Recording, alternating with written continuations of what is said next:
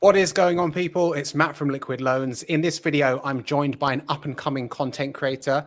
This one knows a bit more than your average YouTuber about crypto, blockchains, and the code that they're built on. So I'm excited to welcome onto the channel Miss Fashion Coder.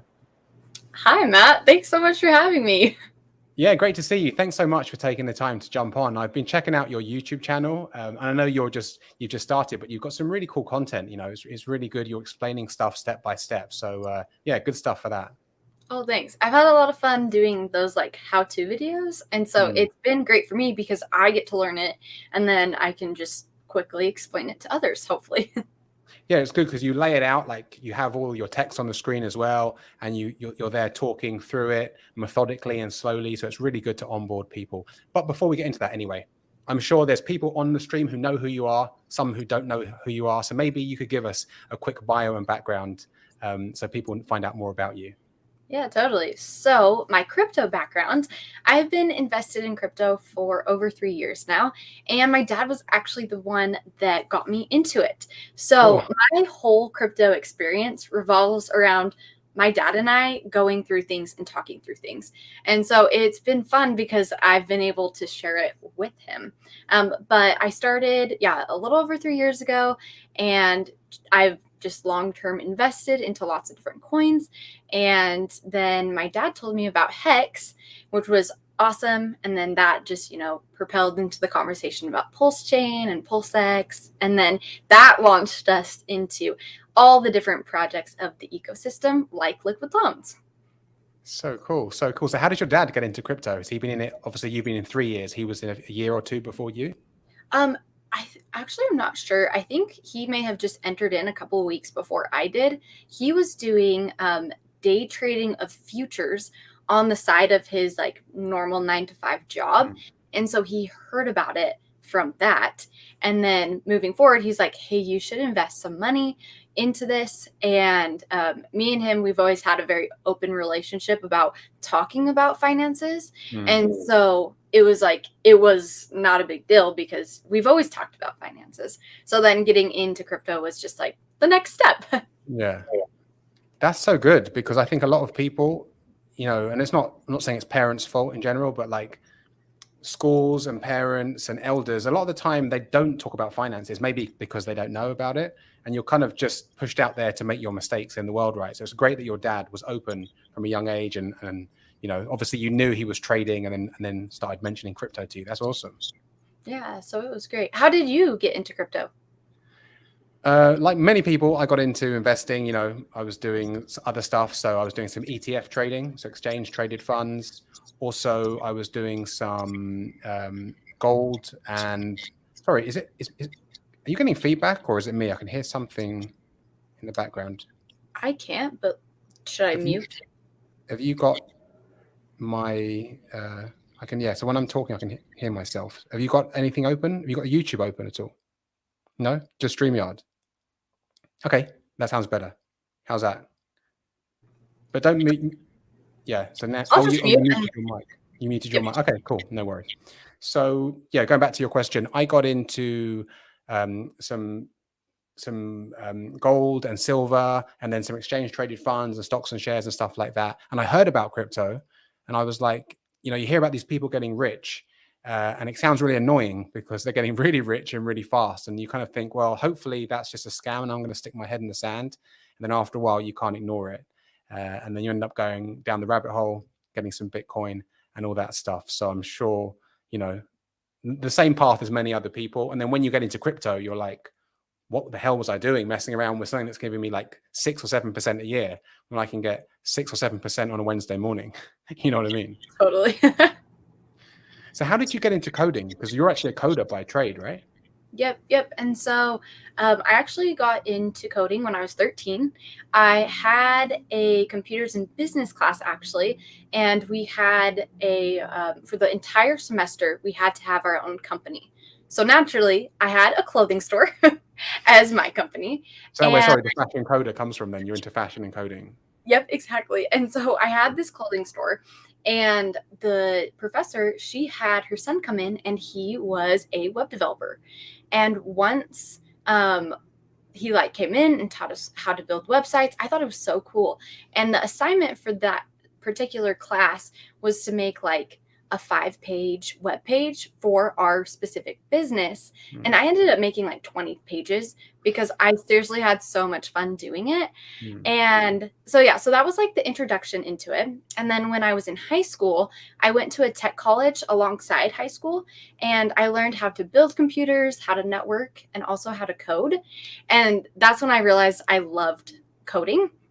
So then when I went to college for my undergraduate degree, I was like, wow, like I already knew that I was going to go into computer science. So I went into computer science. I did, I think, 4 internships as a software developer, and then graduated, was a software developer. And then I decided it wasn't for me after like all of that devotion. Yeah. And I got an MBA. How come? Sorry, if you don't mind me asking, why wasn't it for you?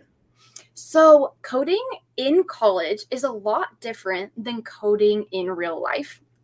Coding in college, you start a project typically start to finish, and you get to see it go through all of the cycles, which I loved. I loved having that like end product.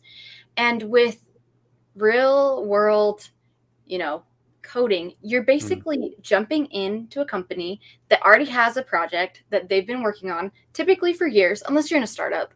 But they've typically had it going on for years, and you have to go back and fix people's code. And so it just like, it was not everything that I wanted it to be. And I really missed having that like very social aspect of being able to interact with people. And as a developer, you kind of keep your developers in a company away from everyone. And I was like, no, like I want to have more of that like interaction with different people. So I got an MBA in IT management, and I now work on the product side of a tech company. And I'm like the liaison between the software development team and the customer. So I get to still work with the software development team, but I get that like human interaction, and I get to talk to customers. So it's a lot of fun. Nice. Yeah, I can imagine, even from talking to you now, your personality, you're quite bubbly, you're quite open. You probably don't want to be stuck in the basement with the geeks, right? Not seeing anyone, not seeing any daylight. Yep, exactly. So where I'm at now, I am so happy with my job. I absolutely love it. And it's really actually helped me having that software background in my current job, but also within crypto, because I hear words, I'm like, wait, that's a computer science term. Like I actually know exactly what that means. That's so cool. Like I said, you've got so much more background, because obviously you're a software developer, you can read code, you can write code. Do you look at blockchain code and stuff like the PulseChain testnet? So I've started to, and it's been really exciting. Before we got on this video, actually, I was going through PulseChain testnet code. It is so vast though that I think I would have to take an entire week of like dedicated time to going through it to really understand what's going on, because there's so much of it. I did a code review on Maximus actually, and that's only a little over 200 lines of code. So that was really easy to just, quickly read and figure out what's going on, because it's a decently simple process. But looking through an entire blockchain of code is a lot. Yeah, I mean, I can't even fathom looking through it all, because when I see even a bit of the Solidity code, obviously you can read parts of it, but a lot of it just looks like double Dutch. So yeah, like you said, you need some time to sit down, I guess, right, and really understand how it works. So going back a bit, you found your dad introduced you to HEX, and then did you invest in HEX first and then hear about the PulseChain sacrifice, or how did you find out about PulseChain exactly? Yeah, so my dad, I think, invested in HEX beginning of 2020. And he, just would hear about coins, invest a couple of $100s into them just to, see if they would do well. And once HEX really did well, he's like, oh, you should invest in this. This is going to be a great coin. So I did. And then the PulseChain sacrifice came out, and he got people in our community and our family to sacrifice for PulseChain. I did not sacrifice for PulseChain, which drives me crazy. Like, number one regret of 2021, because I just like my dad and I are always in cahoots about everything crypto, but I just didn't sacrifice. I don't know why. And so that's been slightly annoying looking back at, because I'm like, oh, I should have done that. But it's okay. I'm glad that I'm where I'm at, sacrificed for PulseX. And so I'm still happy within the whole process, but it is a regret that I didn't sacrifice for PulseChain. Well, listen, in life, you're always wiser after the event, right? How many times everyone watching the stream, everyone, including me and you, have done stuff and we're like, oh, if only I'd done that. But you learn from your mistake. You sacrifice for PulseX, which you've obviously got the chance to, swap some PulseX into Pulse if you want to. When do you think, because we're in this kind of like 2 more weeks holding pattern, right, at the moment. When do you think we might go live? Okay, this is what I've been saying in streams. I actually have absolutely no clue, but I've been saying May 28th. I think that could be a reasonable date, but who knows? Yeah, I mean, we're definitely getting close, but it's becoming like 2 more weeks and 2 more weeks and then another 2 more weeks. Yeah. So when do you think it will launch? I thought we were going to go live mid-May, right? It sounded really close because the last things to be tied up were the sacrifice balances, the people that kind of sacked stuff that were kind of illiquid and not, a lot of them were scam coins and stuff, but Richard was still trying to make them whole because he didn't want anyone, obviously, crying out blue murder that they didn't get any points. And then the AMM bot for V3, Uniswap V3, was something else that they were, working on or they're having some issues with. And then that seemed tied up. So I thought it was going to be mid-May. I think it's going to be very soon. I guess everyone's right. Everyone's just waiting, and that tension is just, building and building. And every time he gives a time frame, everyone gets so excited.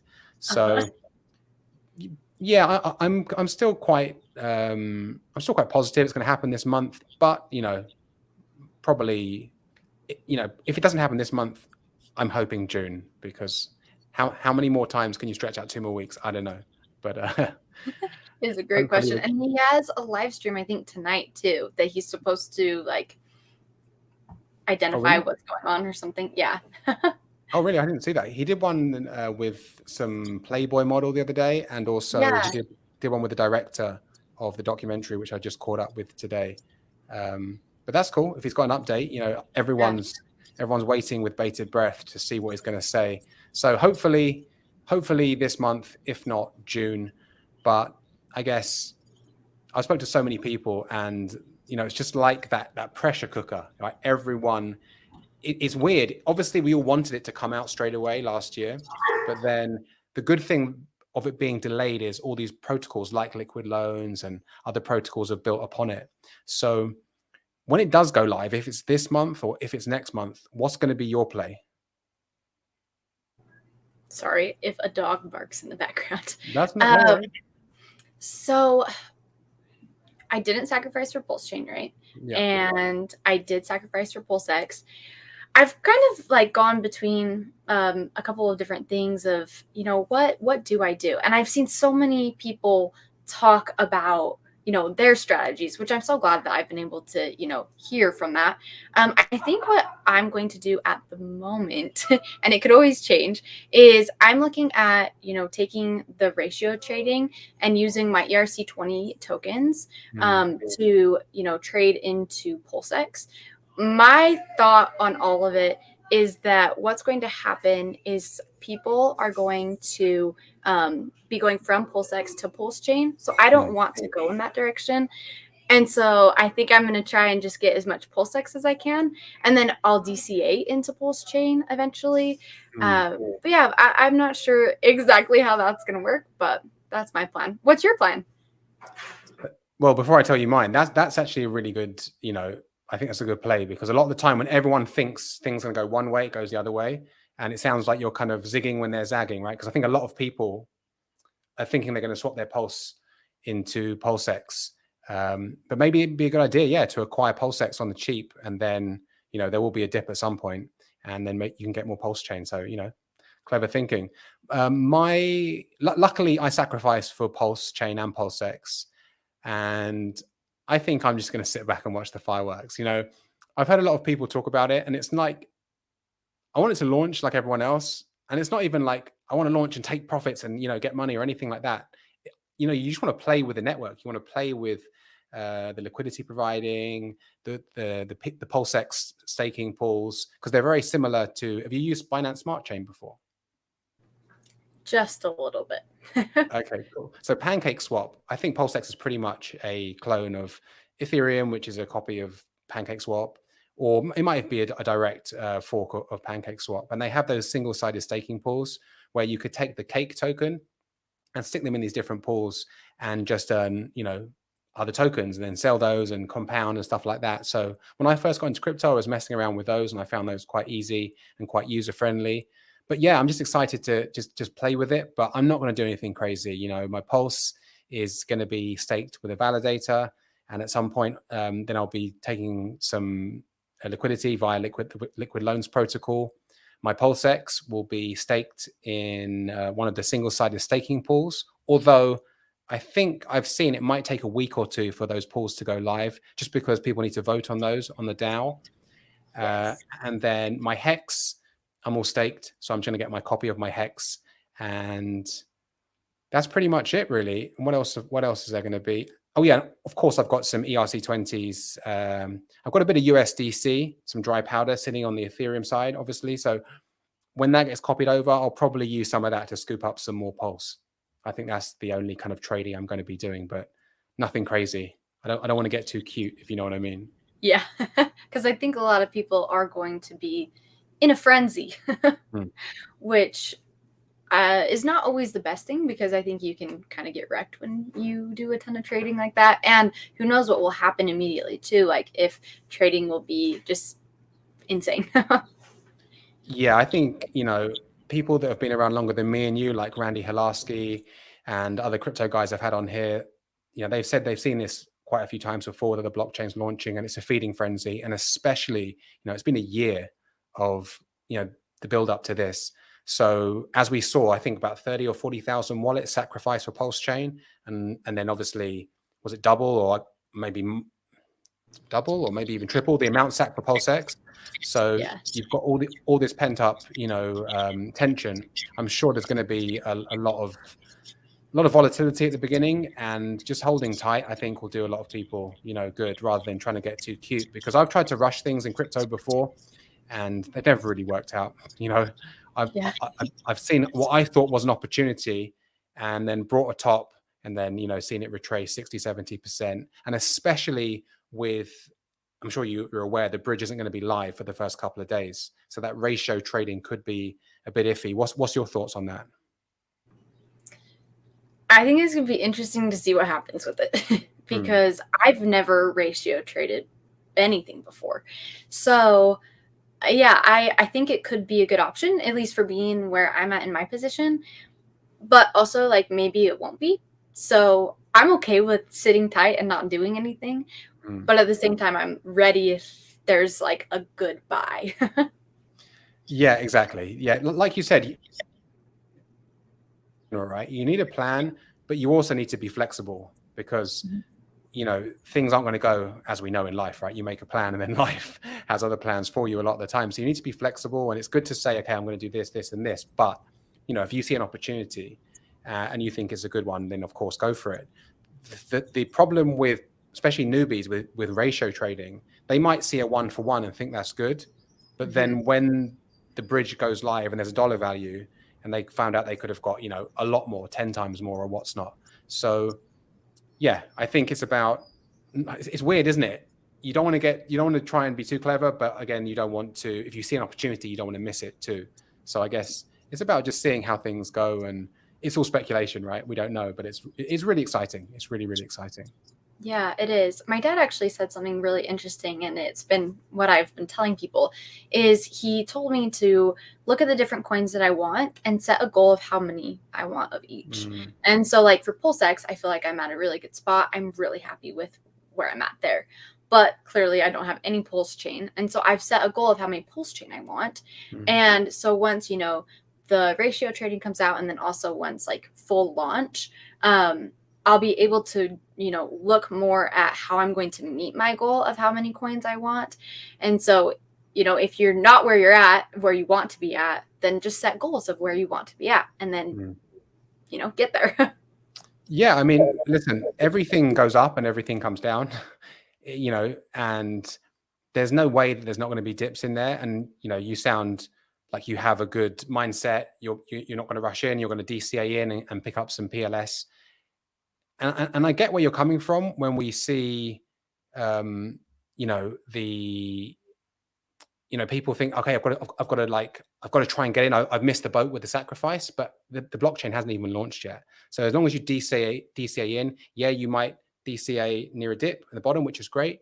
You might DCA in the middle, and then you might DCA in the top. But obviously, that's going to average out your well, that's what dollar cost averaging is. Obviously, you're going to average out your buy. And I think, for anyone that missed the sacrifice phase, I think you can't go wrong with DCAing in. So I think you're going to be good. I think you're going to get yourself a nice bag. And then what is your plan? What are your plans to do with your PulseX first? So obviously you're going to maybe swap some for Pulse, but are you going to put some in the staking pools as well? Yeah, so that's actually one of the questions I was going to ask you in a way. So definitely staking within the pools. But then I've also been looking into farming. And I wanted to ask you your thoughts on that. Yeah, I mean, I'm no LP or yield farming expert, but obviously if you provide liquidity, then you're going to get the incentive token or some sort of yield farming token. And then you could take that and then stick that into one of the farms and then earn more on top of that. So the issue with liquidity providing is you have to be careful because you know what impermanent loss is? Yes. Yeah. So you could provide liquidity for a pair, and then obviously one could go up and to the right really fast. And what's going to happen is you're going to have impermanent loss. So you're going to lose one side of your asset. So if you're okay with that, that's cool. But for example, I wouldn't want to provide liquidity for something like HEX and USDC, because if HEX took off and you wouldn't lose the amount of money. You'd have more USDC, but you'd lose HEX, right? And in the long run, I want an asset that's got more chance of going up than just holding a stable coin. So with yield farming and the liquidity providing, I'm going to just play. I had Brandon from Rag to Riches on here talking about this. Play with a small part of my portfolio, a small percentage, but I'm not going to go all in, because the only thing I would say is probably on stable coins, you could liquidity provide and collect fees from that, because I mean, fingers crossed, the stable coins aren't moving too much. You know what I mean? So you've got, a little to no chance of impermanent loss. But yeah, what about you? Have you thought about doing any LP? Honestly, probably similar to what you said. Like, there's risk in it. And I want my coins to do well, right? And so I think I'm going to do the safer bet of just the single-sided, staking pools. Yeah, the good thing about those pools is they're pretty much risk-free. So as long as you don't give your seed phrase, you know what I mean, or you get hacked, you literally just lock it up, and then you earn interest every day, or whatever it is, incentive token or whatever pools you go in.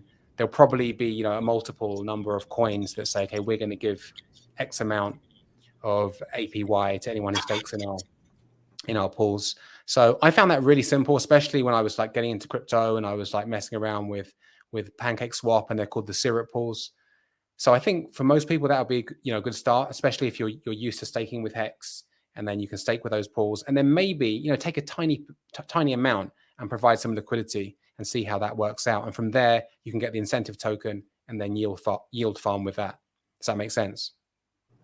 It totally does, and that's a great idea too, especially since I've never done any of this. Start small and then figure it out from there. Yeah, because if you liquidity provide, and like I said, it moves out of the range, because obviously when you're an LP, you have to choose the range, right? So maybe you want to provide liquidity for HEX between 10 cents and 15 cents. And if it moves out of that range up to 16, 17 cents, that's when you're going to have that impermanent loss. So yeah, in life, action and doing is the best way to learn. But then again, you don't want to go in with your full bag and maybe risk losing some Pulse or some PulseX or whatever you're holding. So what about your HEX? Are you all staked in HEX, or do you have any liquid HEX? I do have a little bit of liquid HEX. So I am staked, but I did buy HEX maybe a month or two ago and just have it. Well, that's good, because you're going to get the copy there. And then again, you've got multiple things you could do there. You could pick up some Pulse, you could, you know, swap for some PulseX and what's not. I think it's just going to be great, isn't it? That whether you're holding any ERC20, and, you know, HEX probably being the most liquid one, that's going to be, you know, over on PulseX, that you can just have that straight away. And then if you do want to make a move, you can do that with your HEX or any ERC20 or stable coin that you've got copied over from Ethereum. What else are you excited about for PulseChain? I mean, obviously the blockchain going live is a massive excitement. Is there any protocol that you're really excited about or anything like that? Honestly, I love LiquidLoans. I think it's going to be such a good project within just all of PulseChain, and I think it's really going to add, which is, you know, that's what you want when blockchain is added to the system, right? And so I think LiquidLoans is going to be an awesome asset to this community. Do you think USDL will become the stable coin for the blockchain, or what do you think? Yeah, I mean, that's what we're doing here. That's what we're building. We're building USDL. We want it to be the premier stable coin on PulseChain. Now, of course, there'll be other stable coins, and there'll be bridges and stable coins at the beginning from Ethereum. But yeah, you want to over collateralize, because I'm sure you know USDL is an over collateralized stable coin, right? And with the whole debacle that happened with Luna, I think it was last week, where we saw an under collateralized stable coin really, you know, go into that death spiral. PulseChain is LiquidLoans is a fork of Liquidity, and their stablecoin LUSD, if you've seen that, it's kept its peg very well. So yeah, we want USDL to be the premier stablecoin on PulseChain, and the fact that it's over collateralized, the fact that it's real DeFi and there's no centralized entity like Terra had controlling it, I think is super exciting. But I'm sure you know LiquidLoans won't be out straight away, because like we talked about earlier, there's going to be a lot of volatility in the first couple of weeks, a month. So we want that to die down first. We don't want anyone, you know, getting wrecked or anything with price going up and down and people, you know, just not risking their pulse from the get-go. So probably be a month or so after mainnet is launched. And yeah, hopefully USDL really becomes the stablecoin that everyone is going to be using. Yeah, I hope so too. Is LiquidLoans, is the project complete, and is it just waiting for the PulseChain network to come out, or where is the project at right now? So, as you know, we're a fork of Liquidity, and obviously that's Solidity code. Now, of course, PulseChain is an EVM compatible blockchain, it's a fork of Ethereum, but there's things that needs to be done in the background. So at the moment, we're very, very close to releasing stuff on the testnet. I know everyone's waiting for that with bated breath, but the things that kind of held us back is going to be the price calls. So obviously we're waiting for PulseX, and also we need to test stuff on the mainnet too, right? Because once we go live with LiquidLoans, there's no going back, right? It's not like, oh, we can go in there and change it. So everything needs to be like tip top, you know, all the T's crossed, all the I's dotted. So I did an update with Christian last week. We're very, very close to having a front end for investors and users to see on the testnet, and then we're very close to releasing all the sacrifice balances so everyone can see the points that they got. Oh, awesome! Well, that's great, and having a testnet is going to be perfect because I've enjoyed having testnet for PulseChain and also these other projects as well, and so it'll be very useful to everyone just to practice, you know, before it actually launches.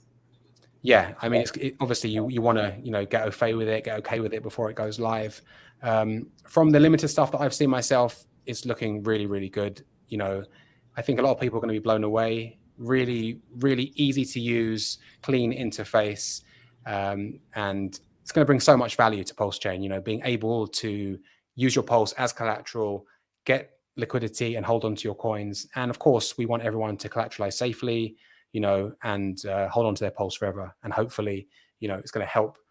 Well, it's definitely going to help the system, because even if people are liquidated, it's not like cascading liquidations on centralized exchanges that dumps the price. Nothing gets dumped on the market. They're absorbed by the stability pool. So it's definitely going to bring a lot of value to the network. And yeah, like we were talking about, it's not only a way to use your Pulse as collateral, but also that USDL stablecoin, that algorithmic stablecoin, that hopefully becomes the premier stablecoin on PulseChain. Have you been looking at any of the from the strategies? That's it. Mine went blank there. The liquid loan strategies, like the HODL strategy or the HEXiCat or anything like that. Oh, okay. I've heard of them. My dad has actually been talking to me about them just a little bit. He'll send me videos here and there. Yeah. The one though that he was telling me about was the haunted one. Yes, that's the most famous one. Is okay? That would make sense. But yeah, I haven't like dove deep into any of them. Yeah, if you haven't looked at those, definitely head over to the LiquidLoans Telegram group. And I think they're all in the pinned messages, but you have the haunted one, which is, you know, really interesting. You've got HODL, HEXiCat, Red Squirrel, and everyone's got their own strategies and they're all for different times. So haunted is more for like a, you know, a bull market when the price keeps going up. HEXiCat and HODLs, that, you know, they have a mix match, like do this if the market's looking bullish, do this if the market's looking a bit bearish. It's really, really good to have community members that have sat down and strategized this out so you could see how you could use it. And yeah, just collateralize safely and hopefully hold on to your pulse and gain liquidity at the same time. It's just going to be amazing. Yeah, it's a win-win. So you, what's your plans with liquid loans? You wanted to obviously get some pulse and then collateralize that at some point? Yeah, I think that at least is the goal right now. I think LiquidLoans is a great project for exactly that. And so that is the goal. Is I first need some pulse, but after I gain that, then I'm really excited for it. And the loan token is going to be awesome too. Yeah, I mean, the loan token is that, you know, that incentive token for the stability providers, but then you can take that and stick that in the loan staking pool, and then you're collecting, you know, all the fees in the system. So it really is the community bank. Yeah, it's going to be great. I listened to like the main video that you have on your website, and I literally took like everything that was said and I made my own flow chart of how everything works, because I was like, okay, I need to understand how this is, because I made a video on LiquidLoans actually. Yeah. And it's just the flow of everything. There's a lot that you can do with this protocol, and so it's going to be great. That's actually really good. I can see from your videos that you like to like map things out, and you know, even though you're teaching others, you're kind of like solidifying that in your brain, right? When you teach it and you map it out for yourself. I think I'm quite similar to you. I really want to understand stuff. I'll write it down and do flowcharts and stuff, because it just helps to see it like that. And that's what's good with a lot of these strategies that you'll find in the admin group, HEXiCats, HODL, Haunted. They're mapped out, and you have like literally arrow pointing this way, do this, or take 10% and do that. And I just think it really breaks it down. And, you know, we've done so many streams, and that was it. The 4-minute explainer video, is that the one you're talking about, where Yes. everything? Yeah. Yeah. I think that's helped a lot of people really visualize how you can use it. And, you know, because of course it's not just, it's great that you can collateralize your pulse, but there's more to it, right? You can also become a stability provider. You could take stable coin and stick it in the stability pool and earn a loan token and get some liquidated pulse when vaults are liquidated. And you can take that loan token and stick it in the staking pool. So there's so many different ways that this is going to help the system and help pump the price of pulse. It's just, yeah, I'm as excited as anyone else. And when I first heard about the protocol, I was just like, game changer. This is amazing. It is. And you get to be a part of it too, which is even better. Exactly. So let's bring it back to you a bit at your channel. You just started making videos. How long ago did you start making? I really started beginning of March. Okay, cool. Great. Yeah, no, your channel's like kind of brand new, a few months old. You're making content. What inspired you to start putting out content? So I have just been helping lots of my friends and family with crypto, and I made the channel so I didn't have to help them all individually, actually. Because it started to be a lot, and I was like, well, I repeat myself like 10 times, so I might as well just film a video for them. So I was like, oh, well, I'll just put it on YouTube. That's not that big of a deal. And I started doing that, and then the PulseChain community just like adopted me into the community, and I've just felt so loved and supported by them. So I've started to do more videos just about other things as well. So I actually just started it for my friends and family, but it ended up being a little bit bigger than I expected it to be. Yeah, you've got a couple of K already, right? Yep. That's awesome. We need content creators like from all different backgrounds, because as you know, like crypto is mainly male dominated and there's not that many female content creators, and also you're super young as well, or maybe you're not and you just got the best anti-aging secrets in the world. But you know, it's good to see like if younger girls or younger women see, you know, someone who, you know, resembles them talking about crypto and explaining it well. And because it's so easy, I'm sure you had the same thing when you first got into crypto. Everyone's using these words that are just flying over your head, Uh-huh. and it's like it's so easy to be turned off, because you get into it and you hear like wallet, airdrop, this and that, and you're like, what is this about? So it's great to have people, all backgrounds, all ages, all genders making content. I think it's great. Yeah, it's been fun so far, and it's interesting, you know, going from computer science. I was typically the only woman ever on any of my teams. And so being in the crypto space, I'm like, there's not much of a difference here. And it's been fun. Just, you know, getting into this world. And even now I'm like, there are just not very many you know, people that are like me. And that's okay, because I'm happy that I can hopefully represent my generation and my gender and bring those people in.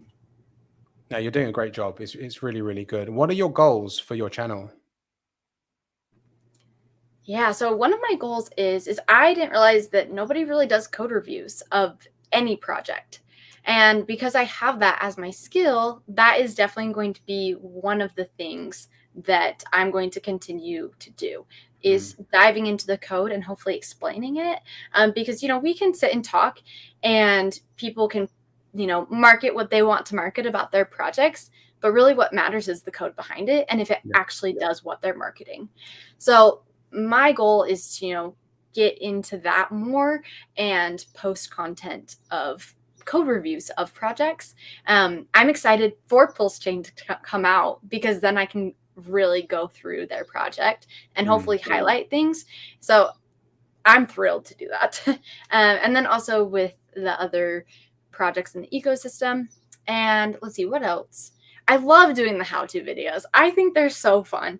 So I'm going to continue doing how-tos. Once mainnet launches, I'm really going to go and just do lots of, you know, this is how you stake, this is how you farm, this is, you know, whatever it is.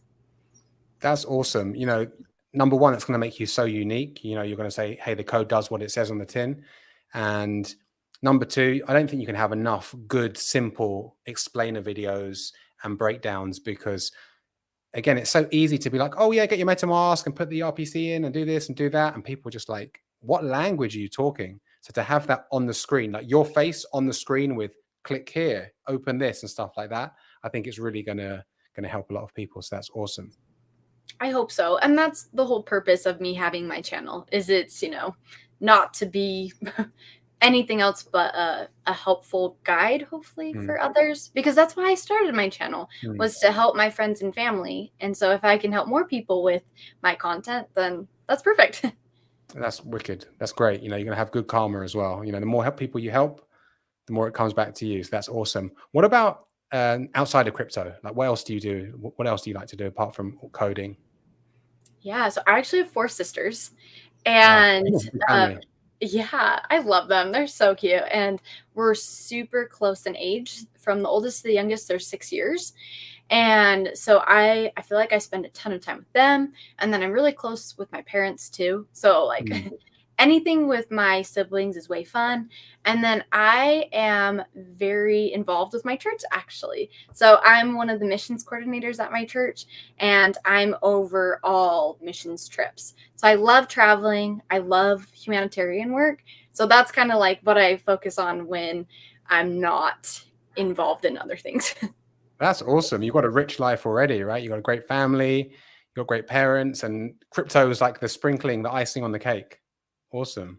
Yeah, it is. And it's so fun to be a part of. And like telling other people about crypto, it doesn't take away from me or anything. I'm like, let me help you just be financially more sound than you are now. Like, this is a great way to be able to, you know, make money off your money. Exactly. Exactly. Well, listen, this has been so cool. Before I let you go, we like to wrap up with like 8 quick fire questions, if you're up for it. And Totally. you can give me 1 word or 1 sentence reply. That's all. No more, no less.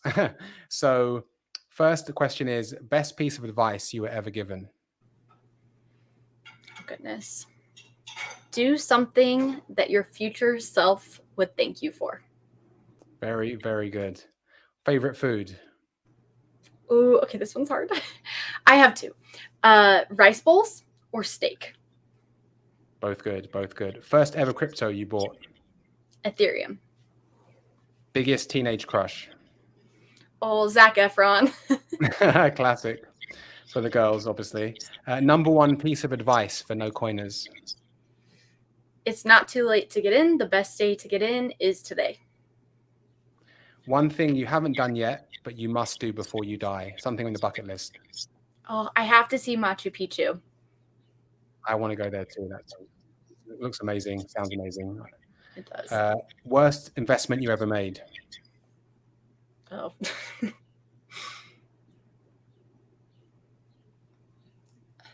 There's been several. Probably not getting into the PulseChain sacrifice. We'll go with that. Could be, could not be. Let's find out, right? We'll find out in a year's time. And last but not least, advice to your younger self. The things you're doing right now, or that you're going to do in the future, are going to scare you. So be happy where you're at right now, because it gets you to that point. Fantastic. Feel the fear and do it anyway. I love it. I love it. Listen, you're amazing. I really like your channel. Please tell everyone where they can find you and where they should follow you. Yeah, so my YouTube is Fashion Coder, so my name. And then on Twitter, it's Fashion Coder 6, and Instagram, also Fashion Coder 6. Awesome, awesome. Before you go, I've got to bring up this comment from Alan Thick. Where is it? It's gone. Can we talk to Fashion Dad? I want to talk to Fashion Dad. He sounds amazing. You should get him on a stream. You guys should start collabing on videos together, right? Oh, I've begged him, and he keeps saying no. So one of these days, I'm just going to FaceTime him. He's not going to know, and he's going to be on a stream. I love it. I love it. Awesome. Well, listen, thanks so much for coming on. You'll have to come back on the channel when the mainnet goes live, and we'll see how things are fared. Stay in contact for sure. And yeah, I'll keep following you and watching your channel. Awesome. Thanks so much, Matt. And LiquidLoans is awesome. It's going to be great. Thanks. We appreciate your support. Have a good day. Thanks, you too. Bye. Fashion Coder, what a legend, what a new and up and coming content creator. Definitely go and follow her on Twitter and YouTube and all that good stuff. If you like interviews like this, guys, do hit that subscribe button and that bell icon so you're notified every time we drop new videos and content on the channel. You can also tap the like button, share the video with someone who you think it may benefit. And if you're watching the playback, you know the coup, drop a cheeky comment below for the algo. It does help us out. Hope you're having a great week wherever you are in the world. Thanks for watching, and I will see you on the next one. Peace.